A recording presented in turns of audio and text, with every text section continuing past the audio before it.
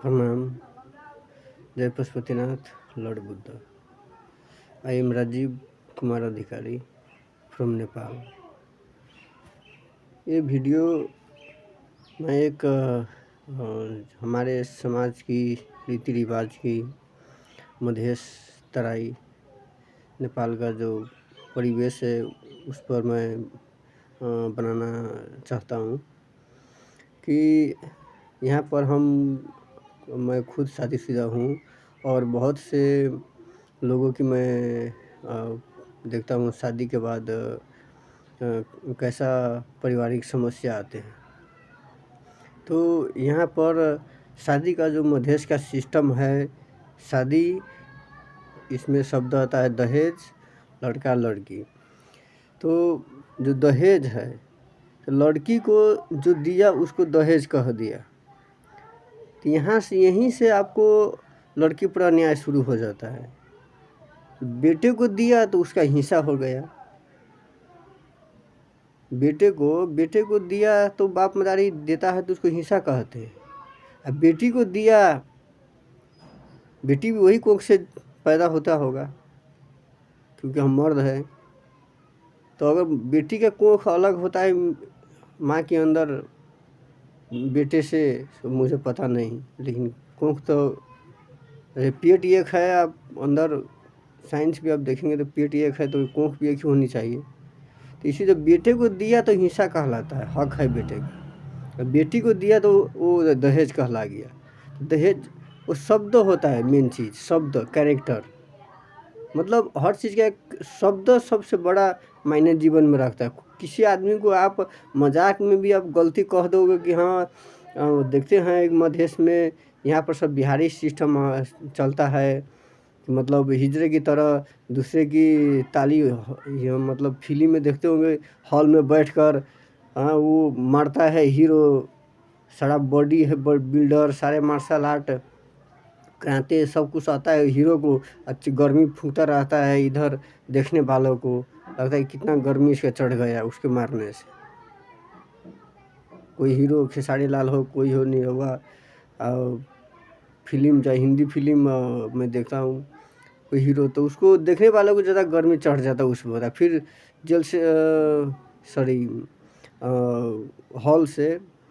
Hall से बाहर आते ही उसका सब फिर वो अपना हकीकत जो हिजड़ापन है वो फिर चढ़ जाता है उसका कोट। तो यहाँ पर यह सिस्टम है कि अब इस पर मैं लाइफ लड़के की लाइफ में के बारे में मैं और वीडियो बनाऊंगा। अभी दहेज की बात में कर आप कि शब्द आप गलत दे दोगे तो उसका वहीं से उसका जन्म कुंडली गड़बड़ चढ़ने लगेगी। मतलब मजाक में भी आप किसी को आप कह दोगे, चोर कह दोगे, घर में कुछ कहता रहता है बाप मतारी ऐसा है वैसा है तो कह दोगे। तो अगर चौक पर कहोगे, अगर गाड़ी से बस में कोई आदमी जा रहा है, उसमें हज़ारों आदमी सैकड़ों आदमी होगा, बस में बाइक से जा रहा है, अगर सुन लिया तो आप मजाक जानते हो, लेकिन आपकी बात वो इंसान नहीं जानता है ना। आपके दिल की बात दूसरा इंसान थोड़ी जानता है। अब वो अपनी बेटे को आप चोर कर रहे हो, लेकिन वो बस में देखने सुनने वाले तो नहीं जा सकते हैं, वो तो नहीं जानते हैं ना। लेकिन वो आदमी, वही आदमी आपको उसका अपने आपकी बच्चे को नौकरी के वक्त इंटरव्यू में देख मिल जाए, या बाहर जाते हो तो किसी मैन पावर में कहीं भी जीवन के उसके जहाँ पर गए इंटरव्यू देने कोई काम मांगने वहाँ पर वो देख मिल जाए, और आपके बच्चे को कहो कि भाई तुमको तो सरलाही जिला के जीबीसी चौक पर किसी ने चोर कह रहा था, तो वो भी भूल जाएगा तब तक कि भाई हाँ कौन ने कहा, किसको कहा, नहीं वो कहा आप ही को कह रहा था, एक लेडीज़ था तो आप समझे वो लेडीज़ कौन है, था उसकी माँ ही कह रहा था अपने बच्चे को। लेकिन देखिए बात कितना बिगड़ जाएगा। उस आदमी को उस वक्त आपको याद नहीं रहेगा कि हाँ मेरी माँ कर रही थी मजाक में वो आदमी, क्योंकि आपके दिल की बात, अंदर की बात भगवान जानेगा या आप जानोगे, कोई दूसरा इंसान तो नहीं जानोगे ना, आप उसको कह देते हो। तो इसीलिए मजाक जीवन में करना ही नहीं है। मजाक शब्द यूज करना गलत है, समझे कि नहीं। वो इंटरटेनमेंट होता है घर में, शब्द से, गलत शब्द से आप कैसे मजाक कर सकते हो। मतलब आप प्यार करो ये करो नहीं, वो उस भावना को कंट्रोल करना पड़ता है। अब दहेज है, मैं इस पे बात करूँगा। तो इसीलिए आप पैदा किए माँ बाप ने, तो सबसे बड़ा नसीब खराब कर देने वाला मूर्ख माँ ही बाप होता है। जैसे कि रिचार्ज कार्ड में वो रहता है अंदर मोबाइल के रिचार्ज कार्ड में, लेकिन आप इतना ना घिसोगे कि वो नंबर ही निकल जाएगा तो आपको 50 रुपया भी डूब जाएगा। इसी तरह मूर्ख माँ बाप बाल बच्चे को नसीब डुबा देता है। भगवान दिया रहता है लेकिन इस तरह से गोबर लपेटता है, उसका छुरी चलाता है कि उसका नसीब कट जाता है, ख़राब हो गया।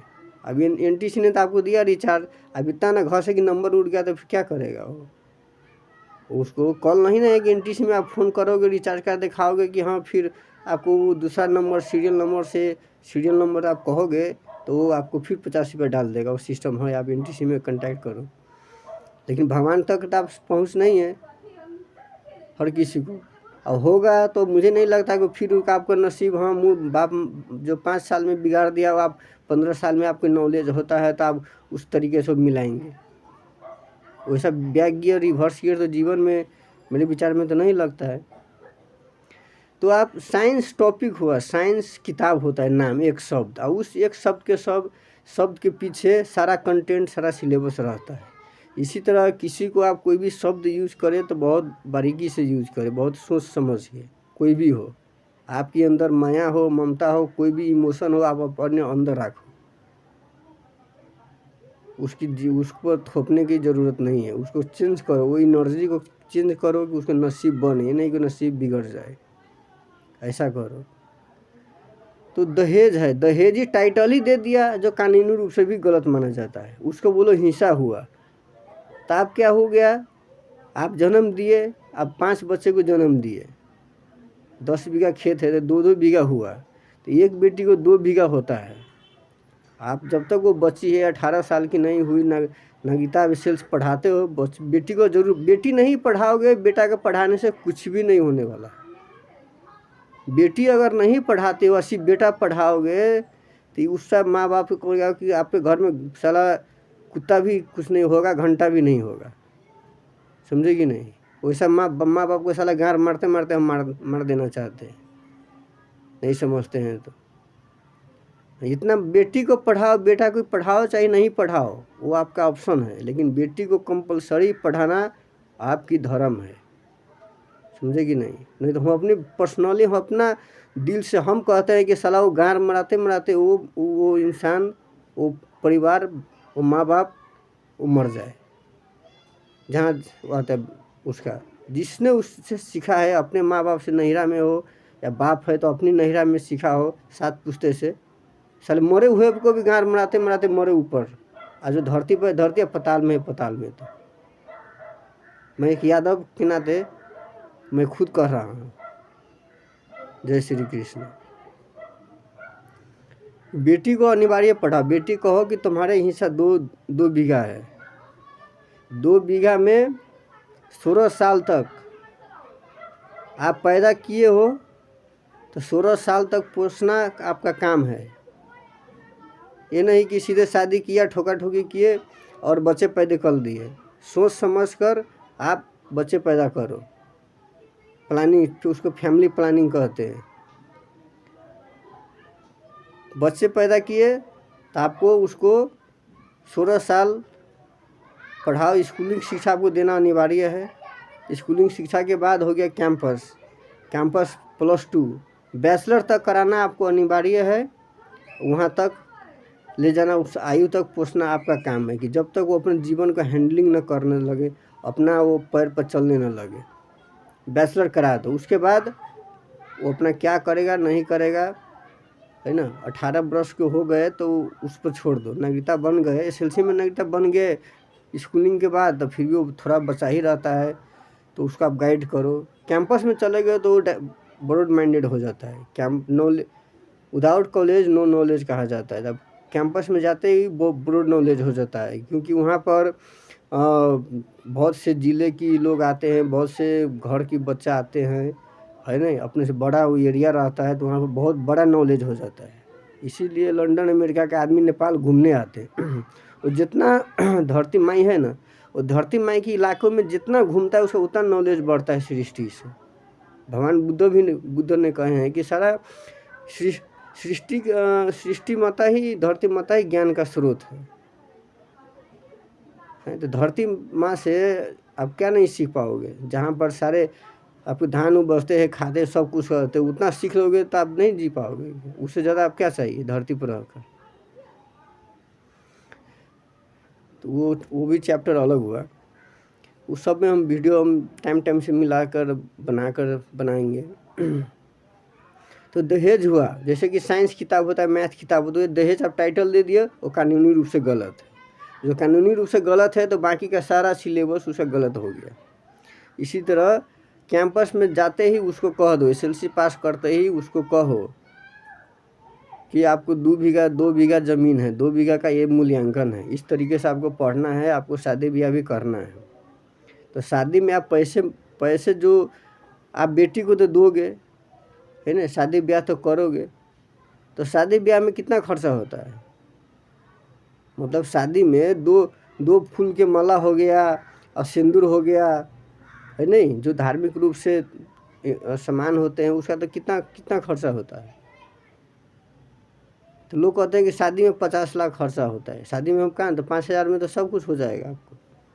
5,000 में सामान हो जाएगा। 5,000, 10,000 पंडित जी को दो, आप जितना सकते हो पंडित जी को दो, 10,000, 20,000, 50,000, क्योंकि वो वेद मंत्र से, उसका सिर्फ वेद मंत्रों से शादी बना जाता है, जिसके लॉन्ग टर्म होता है। इसलिए हिंदू में जल्दी डिवोर्स नहीं होता दूसरे देशों जैसा। तो यहाँ पर उसको दो, रीति रिवाज में खर्च करो।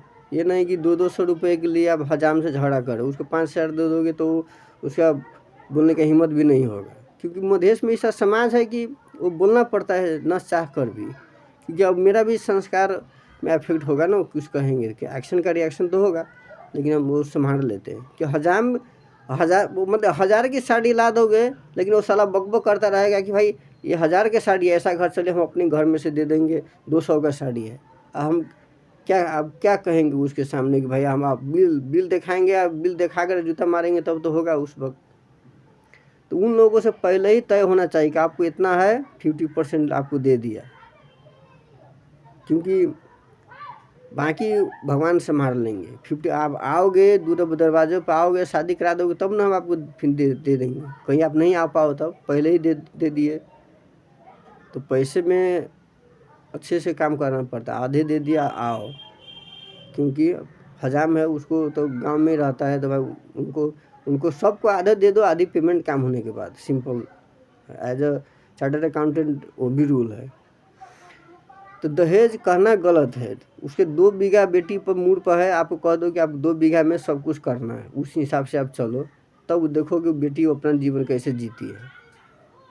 लड़के से ज़्यादा नॉलेज उसका हर चीज़ ज़्यादा होता है लड़की को लड़के से, बस शक्ति में कम होता है। क्योंकि शक्ति भी उसको क्या है, वो बच्चे पैदा करते हैं। बच्चे पैदा करने के लिए क्या है, धान खेत में उपजता है तो उपजाऊ भूमि नरम होता है, मलीलो माटो होता है, तो उसको कोख नरम होता है।